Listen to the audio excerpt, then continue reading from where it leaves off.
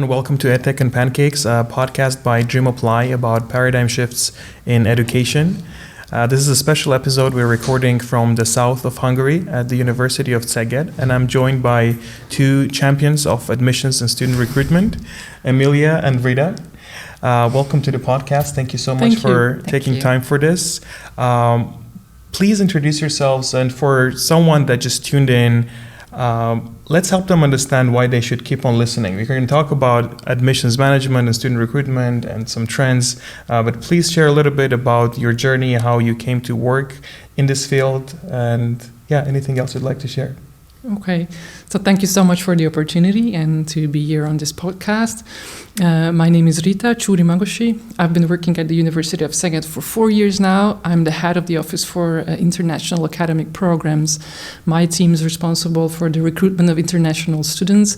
It's an amazing job, and we do a huge variety of jobs and tasks. We manage all of our channels. We do marketing, we do online and offline recruitment, market research, strategy. It's really an amazing job. I really love it.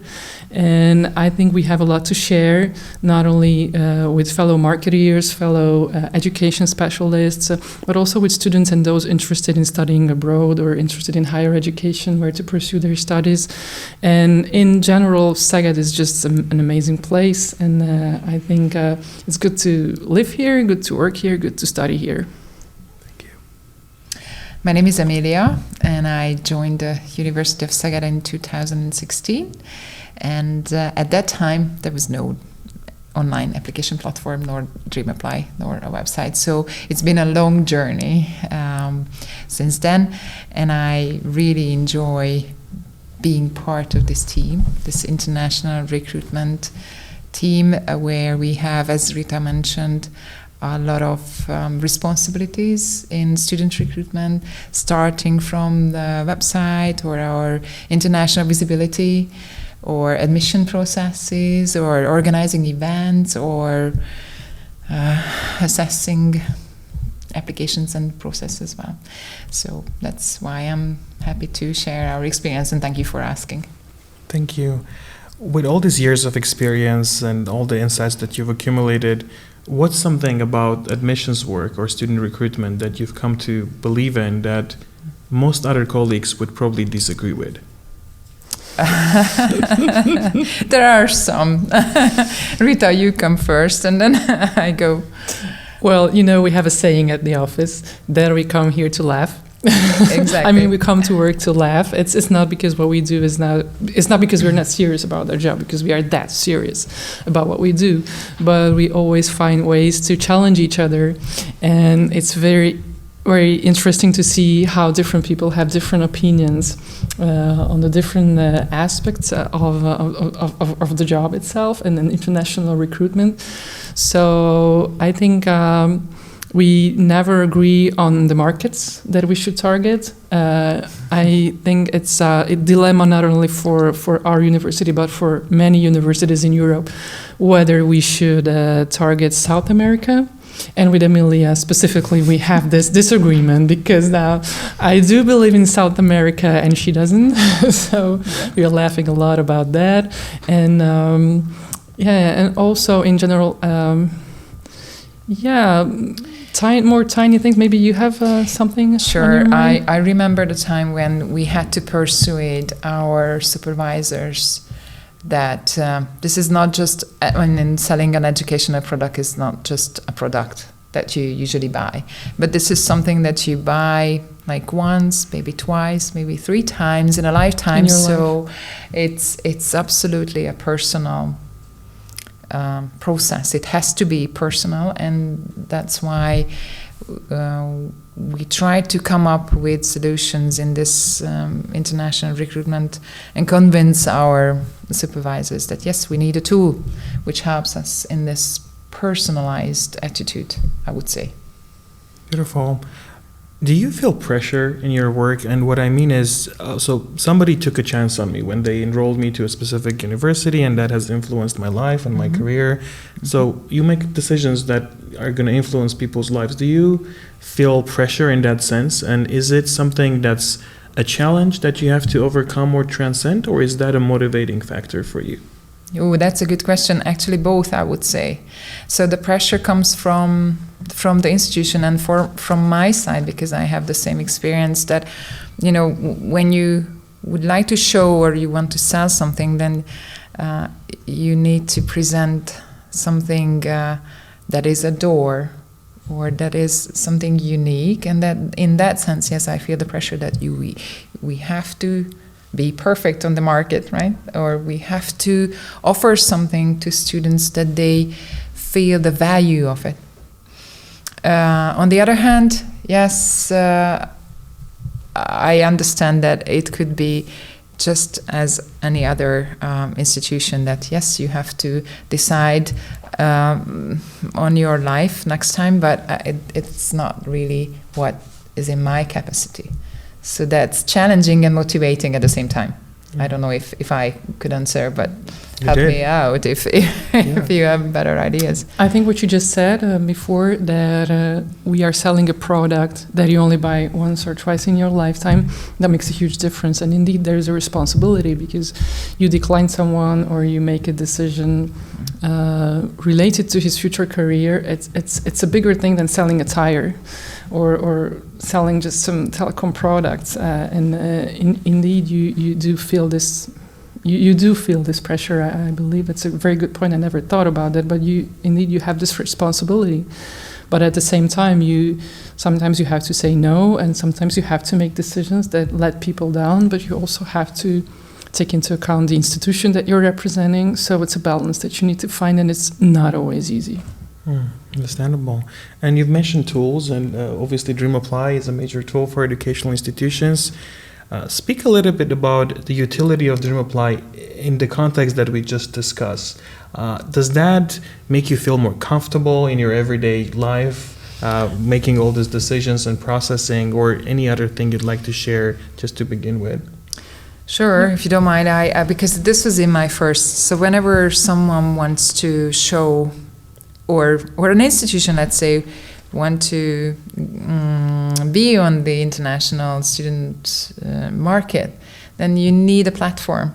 So the platform offers you an option to show your logo, your events, your video. So it's a nice, handy, there's a nice visibility, I would say. And in that sense, that's a good opportunity. So that was my first impression with DreamApply. Oh, finally, we can go online and we can show who we are. And then in a way, we can distinguish ourselves from others, but at the same time, we can always be the same. So, we should have the logo everywhere. And then DreamApply helps us. So the marketing tools online, I'm really helpful or grateful for that. So I appreciate these tools, I would say. That's the first thing that I realized. Thank you for sharing that. And DreamApply also has a certain CRM function. So we do handle our to-be customers, our applicants in DreamApply. So when they call us or when they contact us, we have their files in one place, and we have all the information that we have about them at this moment when they are still just, in the application phase. We have everything, we have all we know about them in the system. You can also add notes. If there is an email communication, you can add those notes into the system. So if somebody calls us, and we are a central organization within the institution, so we also have 12 faculties where the actual admission is happening, but we are like an entry point to the international students. And if they contact us via email or phone, we just log into DreamApply and we can check the status of the student, and we can do so much for them. We can adjust their invoices, we can give them information. If there are some glitches and they cannot proceed with their application, we can help them out.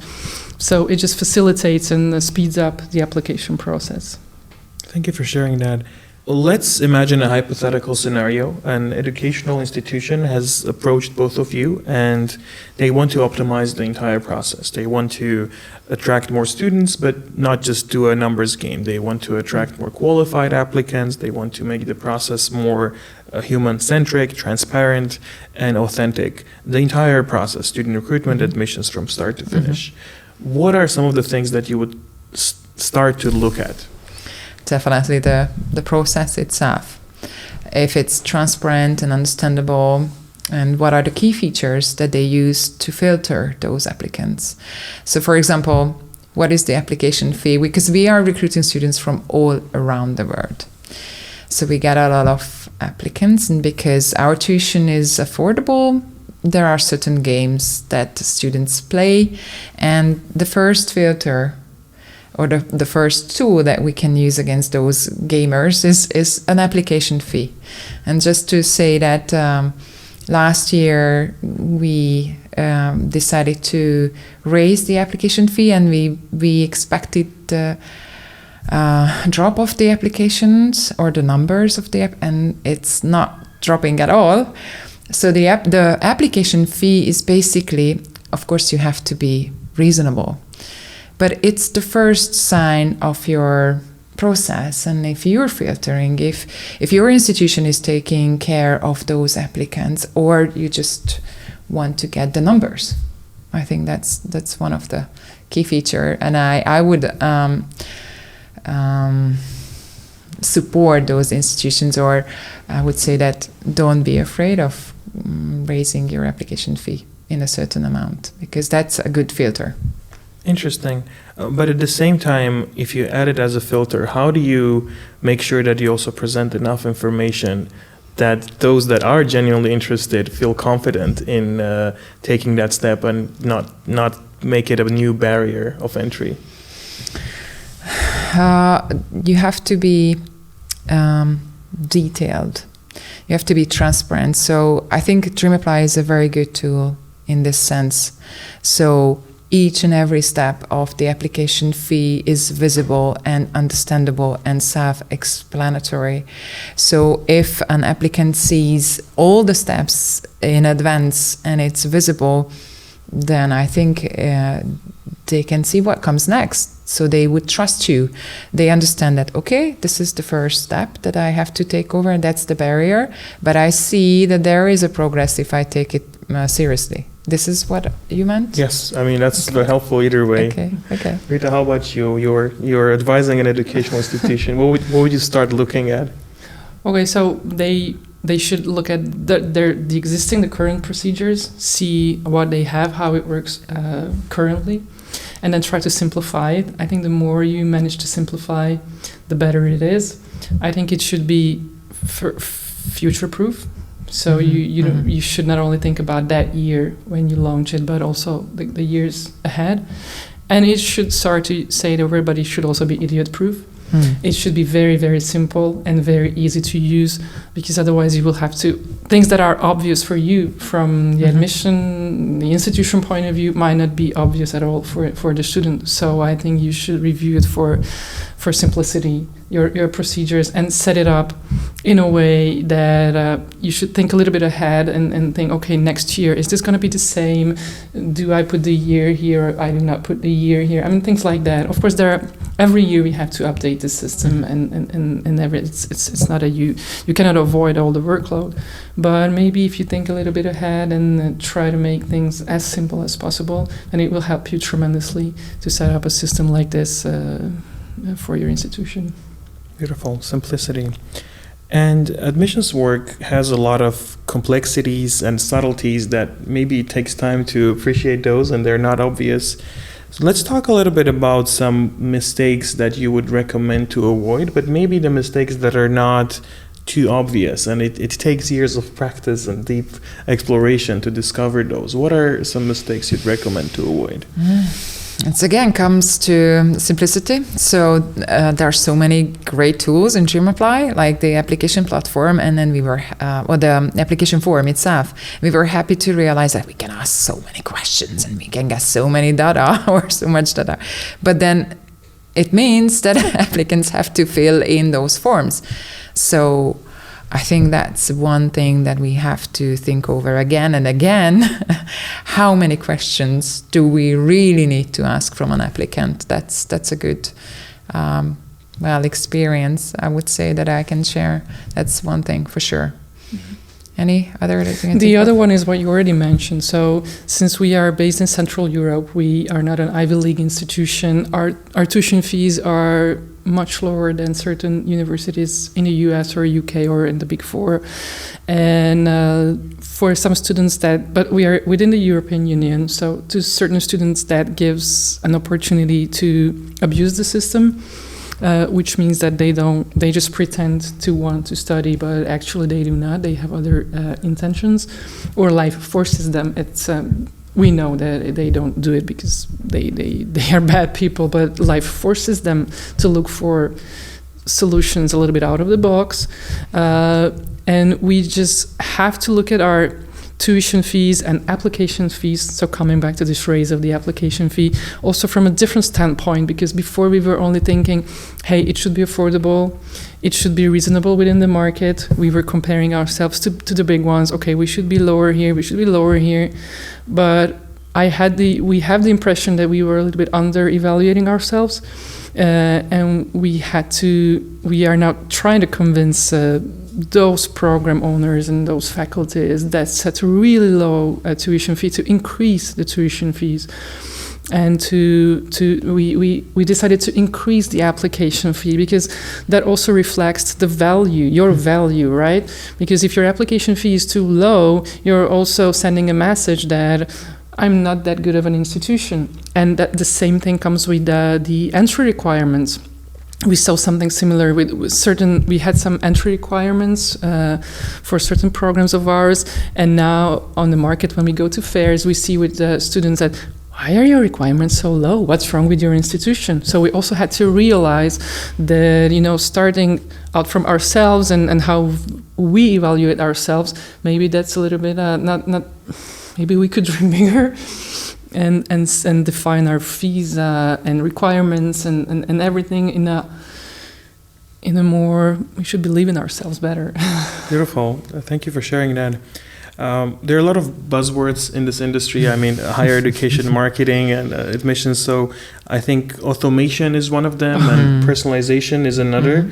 And any tool you use that allows you to streamline your process, you have an increase in productivity. And at the same time, we just talk to students and we ask them, what makes you gravitate to one university versus others. So many say we want to see a personal touch.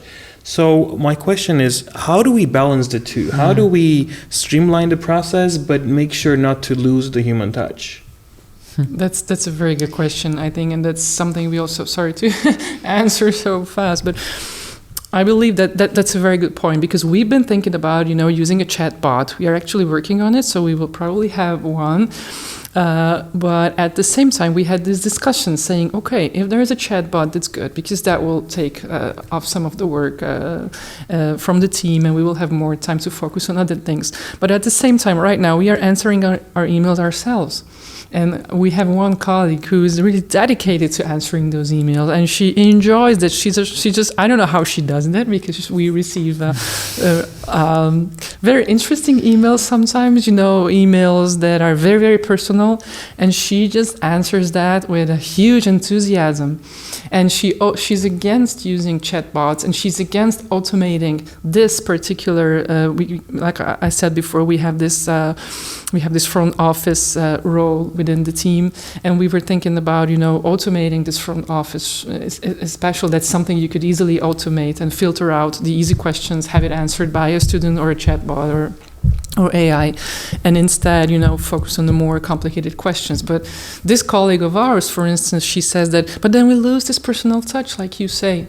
So for now, we decided to go with answering our emails and calls ourselves.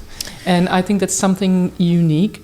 But later on, and also within all the work we do, I think we rely more and more on AI. And for the moment, mainly for content generation.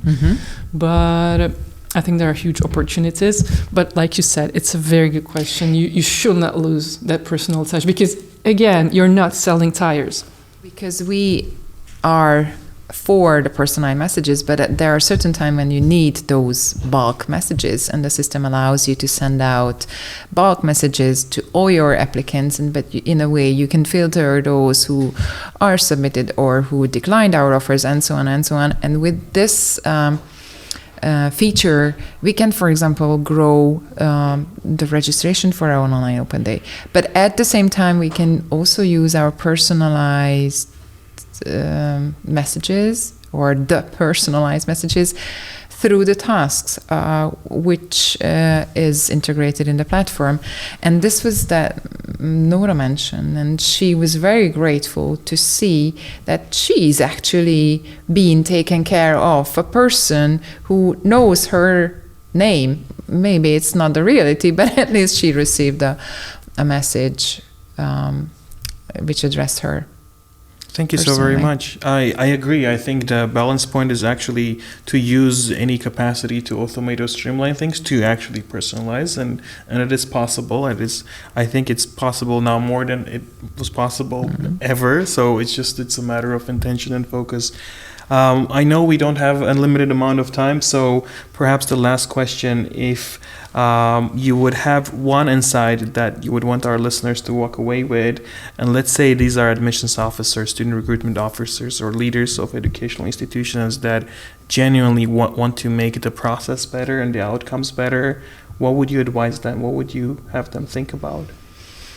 Well, I think I can only repeat myself. I would simplify the more as much as possible, to simplify your procedures and make it very intuitive for the students, that they don't have to think about what I have to do now. So make it more accessible, because not everybody speaks the language that we speak, right? And I'm not talking about the language knowledge, but the way we think, the procedures that we have in our head. For the student, sometimes we have to think with the head of the applicant, of the student. There's a student who lives in Cameroon. Okay, she or he is now in a high school. Try to imagine that you're her or him, and test your procedures from a student point of view who has maybe absolutely no knowledge of the country, not a lot of experience in higher education, and try to think with your client's head. Thank you for that. I think the biggest advantage of DreamApply, and that it's online, it's digital, but at the same time it makes the institution visible, and it helps the process, helps applications, helps applicants and the institution at the same time. So institution who is thinking about maintaining a good process or maintaining a good number of applications, they need to use these tools. Even if it's not DreamApply, just use the digital tools and the accessibility of the platforms, which helps us and assist us a lot in this process. Thank you so much for sharing that. Anything else you'd like to add before we close this episode? Nothing special, but good luck, and thank you for asking us. It's a great experience. Thank you so much for the opportunity. Sharing your insights. I mean, I know it's going to be very helpful for our target audience. And thank you for listening. This is EdTech and Pancakes. I'm Razmek Sargsyan, and we just heard from two champions of admissions and student recruitment. And we're joined live at the University of Szeged. If you are a student listening to this, go ahead and apply to this university. You're in good hands. And we'll be back with another episode soon. Goodbye.